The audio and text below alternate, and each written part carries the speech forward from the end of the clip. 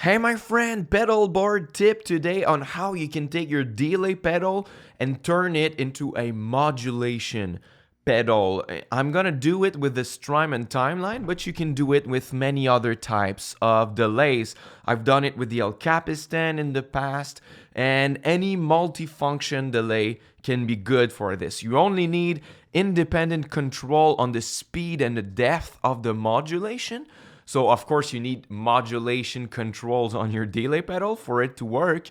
And we are going to try to find the shortest delay time possible. So the trick to get a modulation effect is having delays that are so fast that we don't even distinguish the repeat anymore. So the shorter it is in terms of milliseconds, the better it's gonna be. So on my Strymon timeline here, if you want to see the milliseconds, you can push the value button. And then in the globals, you can select milliseconds or BPM. So I'm not sure if by default it's BPM, but in our case, it's gonna be better if we use milliseconds. So now, if I want to find a delay type that's the shortest possible, I'm going to play with the time knob. And I'm going to roll it down to the left to see what's the shortest we have available. We are going to try to find the closest to 1 millisecond. So the D tape is 30 milliseconds. Bucket is 80, so that's not good. Digital 60. They all seem to be like 60 milliseconds. Reverse, same. Right, all pretty much at 60. So the shortest was the D tape. Filter 60. Oh, and LoFi. You see the LoFi mode has a 2 milliseconds. So that's exactly perfect for what we're trying to do. The shortest possible. So now when I pick, you don't even recognize that there's a delay here. If the time knob is higher, now there's a repeat. So we set it up at 2 milliseconds, and we're gonna try to get rid of all the rest. So in my case, I'm gonna put the depth knob all the way to the right to get the most of the modulation effect, and the speed at 0 for now. No grit, no particular filter or something, just at noon. A lot of mix to make sure we're gonna hear the effects. The repeats knob is going to shape how this sounds, and as short as possible. So for now it sounds like this.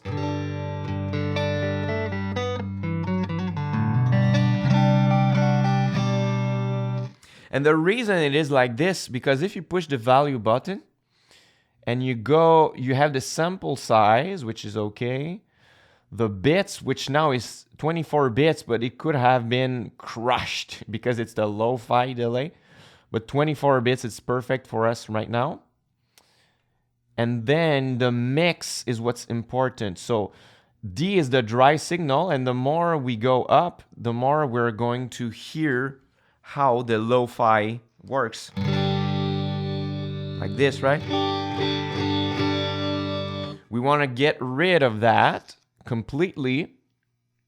So now it's pretty much just my dry without the LoFi effect and the delay time as fast as possible. I'm not sure if you can even see the tap LED blinking. That's a good sign for that. Great, so now if we want like a modulation effect, like a chorus or something, we can play with the speed knob, because now the depth is at maximum, so we hear the chorus a lot. But if we play with the speed, now we can go in chorus territory.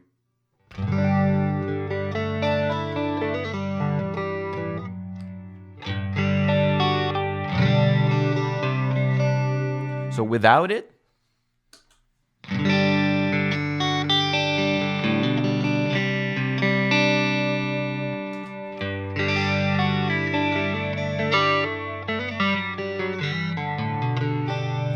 So it's really a legit chorus sound right here. If I had a chorus pedal sounding like this, I would like it.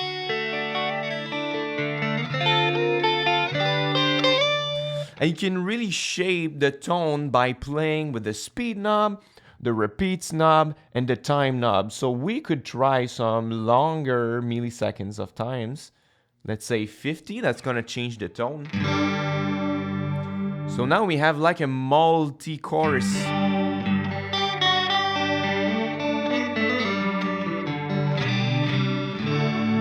A lot different than when it's very, very fast.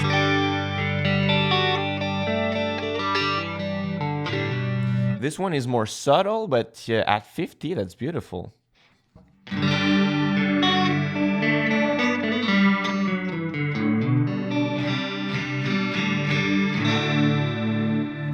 And now, if we put it at like 100, it's like a small slapback.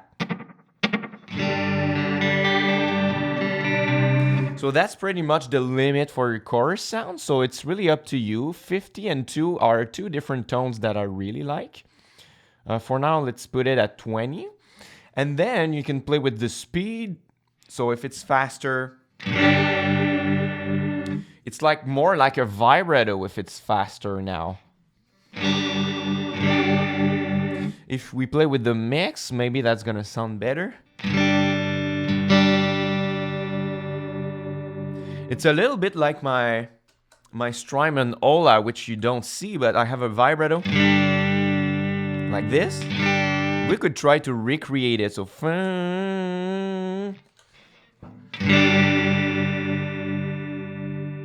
like a speed like this.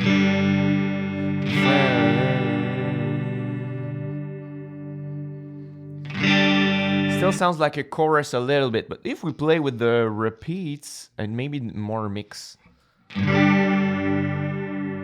little bit, if we play with the repeats, that's gonna change the tone too. So if I go right here,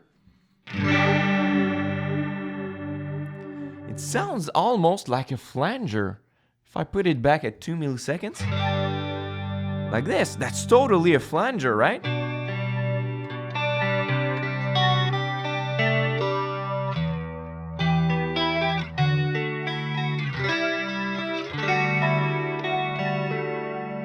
So the more you play with the repeats, and don't go past 3 o'clock because that's gonna self-oscillate. But if you go here and you play with the speed, you have a kind of a flanger. So now that's a super slow flanger here.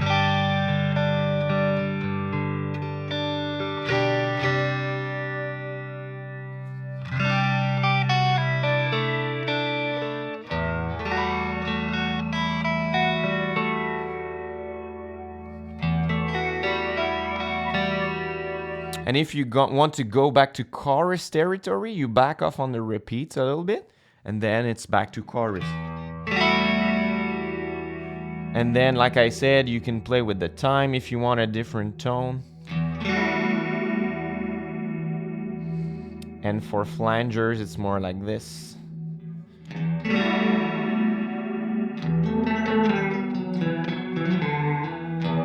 So I think my favorite is like the chorus sound more with the repeats at 3 o'clock and not too much speed, and yet the time at 50 like this.